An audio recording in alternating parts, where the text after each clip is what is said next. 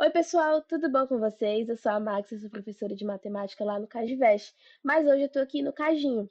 E hoje a gente vai falar um pouco sobre equações do primeiro grau, um assunto que cai bastante na Embraer. Vem comigo, então? Beleza, para a gente começar, a gente vai relembrar para que servem as equações do primeiro grau. Elas servem para a gente quando a gente quer descobrir um valor desconhecido. Então, vamos dizer que eu tenho um valor que eu vou chamar de quadradinho, que eu não sei quanto ele vale, mas eu sei que se eu somar 3 a ele, eu chego no resultado 5. Que número é o quadradinho? Vocês concordam comigo que é o 2? Porque se eu tenho 2 e eu somo 3, eu chego no 5, beleza? Então, isso que eu acabei de fazer foi resolver uma equação. Resolvi uma equação. Mas vocês sabem que não aparece assim nas provas, então acho que até vocês assistem esse vídeo e pensam, poxa, Max, isso óbvio que eu sei fazer. Quero saber como faz as questões da Embraer, como faz questões mais difíceis. E é isso que a gente vai relembrar também no próximo passo. Então, como eu resolvo uma equação? A gente gosta de falar que uma equação, ela funciona como uma balança. Em que sentido? Se eu tenho aqui uma balança de 2 pratos, não sei se vocês já viram, assim, ó. Se eu quero deixar ela sempre equilibrada, eu preciso colocar objetos de pesos iguais dos dois lados. Então, se eu coloco duas bolinhas laranjas do lado esquerdo, eu preciso colocar duas do lado direito, senão vai fazer assim, ela vai ficar desnivelada. Então, a gente faz a mesma coisa numa equação. Então, em que sentido, né? Eu vou ficar colocando bolinha de um lado, bolinha do outro? Não. O que eu vou fazer é, toda operação que eu fizer de um lado da equação, eu faço do outro também. Tudo bem? Então, a gente vai anotar aqui. Toda operação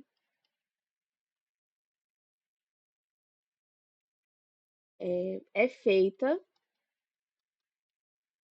igualmente dos dois lados. Igualmente dos dois lados de uma equação. Tudo bem? Vamos anotar aqui. Dos dois lados de uma equação. Show! Vamos ver isso nos nossos exemplos, então. Primeiro exemplo. Se eu tenho a equação x mais 5 igual a 16. Cadê o quadradinho, né? A gente costuma usar letras na matemática, quando a gente não sabe qual é aquele número, a gente quer trabalhar com coisas desconhecidas, a gente chama elas de letras. Nesse caso, eu chamei de x. Então, eu tenho essa equação, x mais 5 igual a 16, e eu quero achar o valor do x. Qual seria o meu sonho? O meu sonho seria se esse x estivesse sozinho desse lado. Vocês concordam comigo? Para isso acontecer, eu vou tirar 5 do lado esquerdo. Vocês vão ver o que vai acontecer. Ó. Aqui vai ficar x mais 5, vou repetir, menos 5, que eu disse que eu ia tirar, igual a. Já já vou mexer no lado direito. O que aconteceu aqui? 5 menos 5, 0. Então, esse 5 foi embora com esse. E aqui eu só fiquei com x, que era o que eu queria. Mas lembra que eu acabei de falar para vocês que toda operação é feita igualmente dos dois lados de uma equação? Que a equação funciona que nem uma balança, a gente não pode deixar ela desequilibrar? Então, se eu tirei 5 do lado esquerdo, eu tiro do lado direito também. Então, aqui 16 menos 5. Então, vamos para a próxima linha. Aqui, eu repito x, não tem mais nada. Então, igual, 16 menos 5 é 11.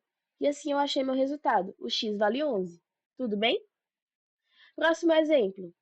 Y mais 2 igual a 15. Aqui eu coloquei o y para lembrar vocês que pode ser qualquer letra, não precisa ser o x. Tudo bem? Aqui eu vou fazer a mesma coisa de um jeito um pouco mais rápido. Por quê? Às vezes na prova você não tem tempo de ficar fazendo essas operações. Faz de um lado, faz do outro, beleza? Então, o que que a gente faz? Vocês já devem ter ouvido esse termo, né? A gente está fazendo só uma revisão. A gente sempre tenta isolar a variável, a gente chama isso aqui de variável, que a gente quer descobrir. E para isso, para a gente deixar ela sozinha, tudo que está do lado esquerdo a gente passa para o lado direito. Tudo bem? Mas tem uma regrinha.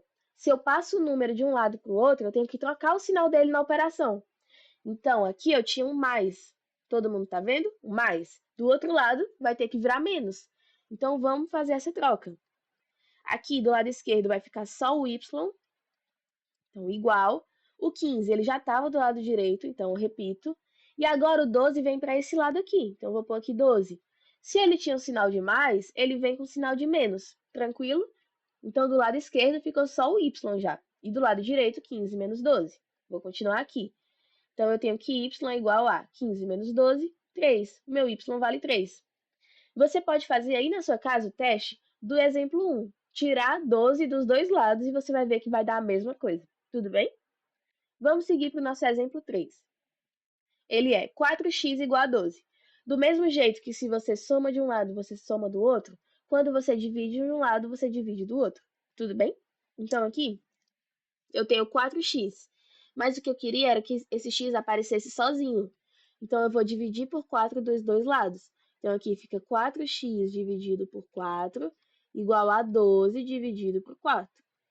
4 dividido por 4 vai dar 1, então cancela aqui, ó. Então, x desse lado esquerdo, 12 dividido por 4 dá igual a 3. X igual a 3. Tudo bem? Mas, do mesmo jeito que no exemplo 2 eu mostrei uma técnica mais rápida de fazer isso, a gente vai fazer a mesma coisa para esse exemplo aqui. Então, eu coloquei mais um exemplo para a gente treinar. 5x igual a 10. Em vez de eu dividir por 2 dos dois lados, o que é que eu faço? Se eu quero isolar o x do lado esquerdo, eu passo 5 para o lado direito. Então, aqui eu vou dividir o lado direito por 5, né? Quando eu passo para cá, ó.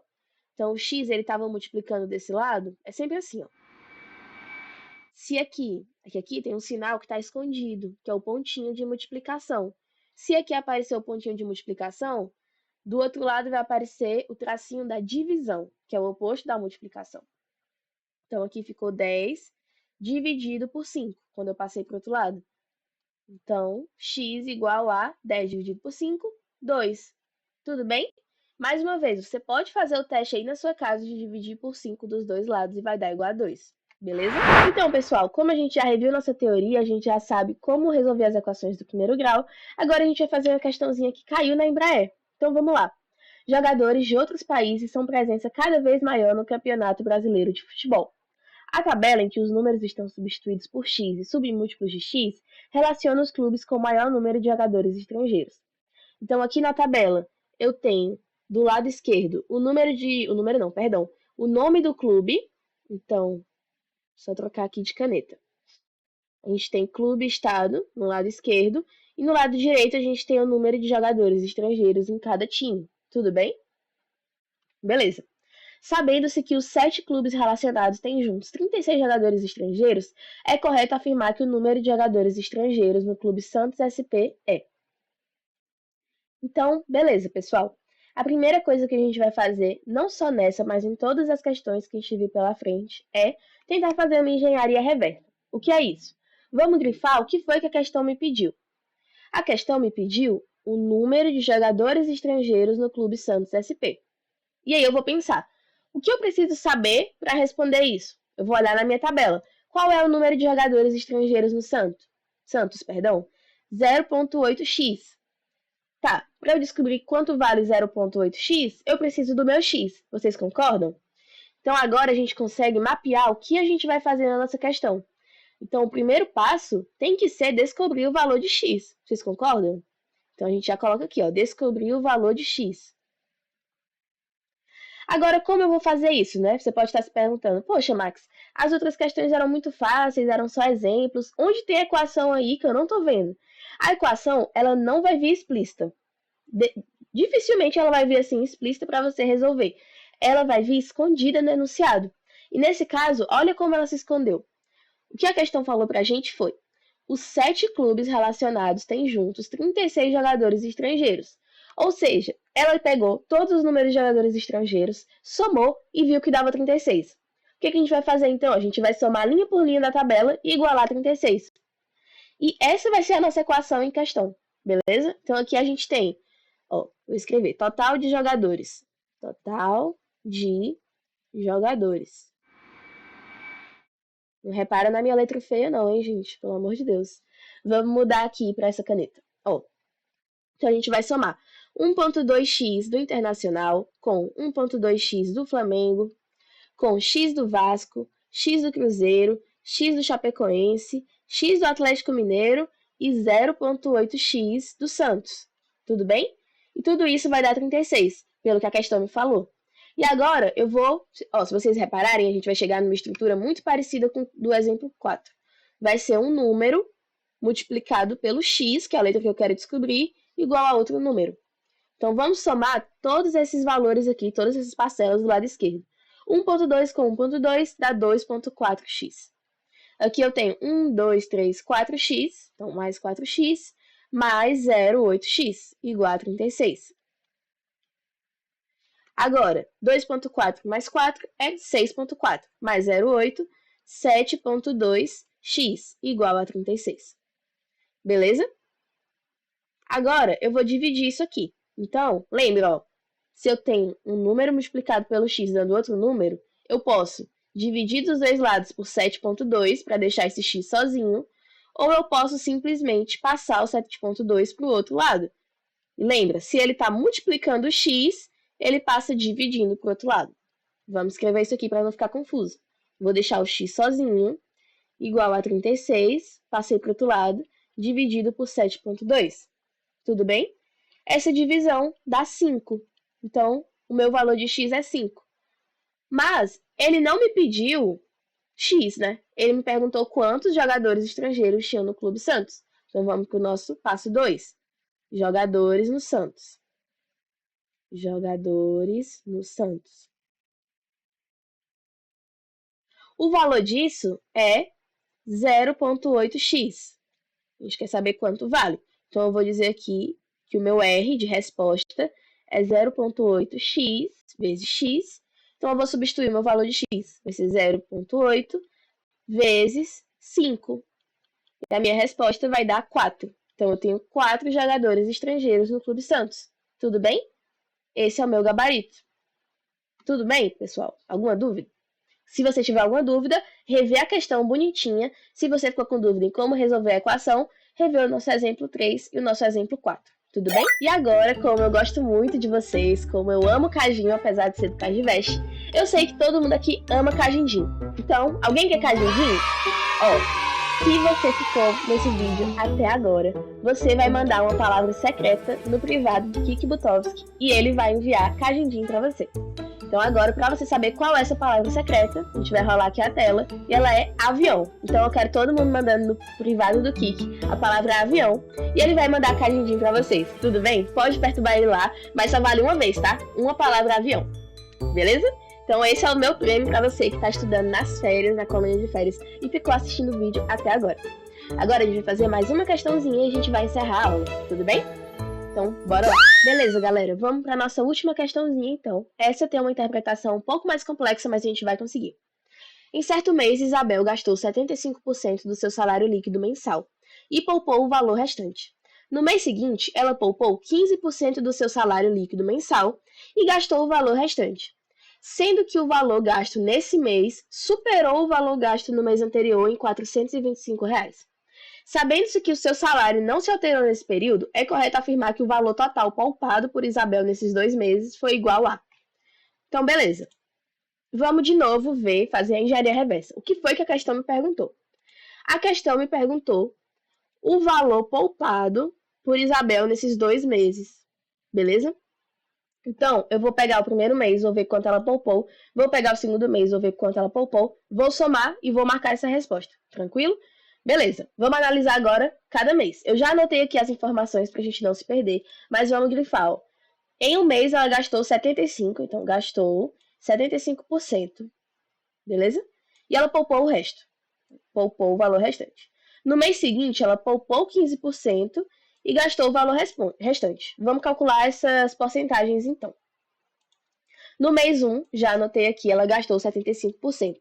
Se ela gastou 75%, ela poupou quanto? Poupou 100 menos 75%, que dá 25%. Tudo bem? Se você tiver com dúvida em porcentagem, você pode procurar uma aula sobre isso na internet, uma videoaula rapidinha. Você pode ver na própria apostila e você já vai tirar essa dúvida rapidinho, tranquilo? Mas lembrando que a gente sempre fala que o total é o 100%.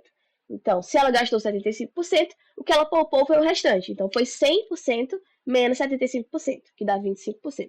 Então, aqui eu vou preencher. Ó. Ela poupou 25%. No mês 2, ele falou que ela poupou 15%. Então, gastou quanto? Gastou 100 menos 15, que dá 85%. Então, eu vou preencher aqui, ó. 85%. Tudo bem? Vou apagar isso aqui foi só uma continha que a gente fez. Tudo bem? Se você quiser anotar, pode voltar o vídeo, mas só para a gente não gastar espaço aqui. Vamos lá. Vamos escrever agora as nossas equações. Qual foi a a frase que escondeu a nossa equação aqui? Vou até fazer de rosa, ó. Foi essa frase aqui. O valor gasto nesse mês superou o valor gasto no mês anterior em R$ 425. Tudo bem? Então, a gente vai escrever o que isso significa. O nosso trabalho é sempre transformar frases em português para frases em matematiquês, que são as equações. Então, vamos fazer isso. Vou pegar aqui a caneta de novo. Vamos lá. O valor gasto nesse mês, que foi 85%, a gente escreve assim, né?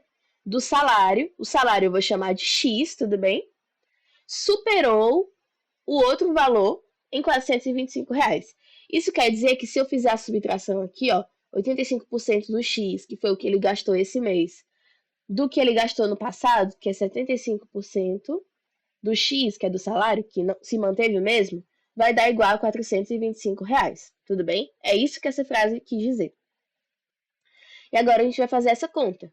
Aqui, ó, mesmo denominador da fração, 85 menos 75 vai dar 10. Então, 10% de x é igual a 425. Eu vou cancelar esse zero com esse zero aqui da fração, vou simplificar. E, ó, mais uma vez, apareceu um número multiplicando x, eu vou passar ele para o outro lado. No caso, eu vou passar, como é fração, 1 sobre 10... vou passar 1 sobre 10 dividindo, já que está multiplicando, né? Então, vai ficar x igual a 425 dividido por 1 sobre 10. E o 10 só multiplicando. Então, vai ficar... vamos fazer aqui em outra linha para não desorganizar. Vai ser x igual a R$ 4.250. Esse é o salário dela. Mas a questão me perguntou o salário? Não me perguntou. Então, esse aqui foi o nosso passo 1. Descobrir o salário. Descobrir o salário. O nosso passo 2 vai ser descobrir quanto ela poupou. Descobrir quanto ela poupou. Então, eu vou chamar de R de resposta e vai ser quanto ela poupou no mês 1, que eu vou chamar de M1, mais quanto ela poupou no mês 2, que eu vou chamar de M2. Isso vai dar igual a quanto ela poupou no mês 1? Foi 25%, né? Então, foi 25% do X. Vamos sempre olhar para essa nossa tabelinha que a gente montou aqui. No mês 2, quanto ela poupou? 15%. Então, 15% de X. Beleza? Então, vamos aqui embaixo. A nossa resposta vai dar 25% de X mais 15% de X. Vamos somar essas frações. 25 mais 15, 40x. Ou seja, a minha resposta vai dar 40% de x. Agora eu vou cancelar aqui de novo, ó. Simplificar essa minha fração. Posso simplificar aqui, ó, dividindo por 2. Então, 4 dividido por 2, 2. 10 dividido por 2, 5. E agora eu só preciso substituir meu valor de x. Vai dar 2 dividido por 5 vezes 4.250. Beleza? Aí, essa conta vai dar, vamos fazer aqui. Essa conta vai dar R$ 1.700. Então, essa é a nossa resposta. A gente vem aqui, R é R$ 1.700. E essa é a nossa resposta final. Tudo bem, pessoal? Então, a nossa aula chegou ao fim. Espero que vocês tenham gostado. Se tiver ficado algo confuso, vocês podem tirar dúvida lá no grupo de dúvidas de matemática do Cadinho, que eu sou do Cadivest, mas eu estou no grupo também para tirar dúvida de vocês. E é isso, pessoal. Um beijo e até a próxima.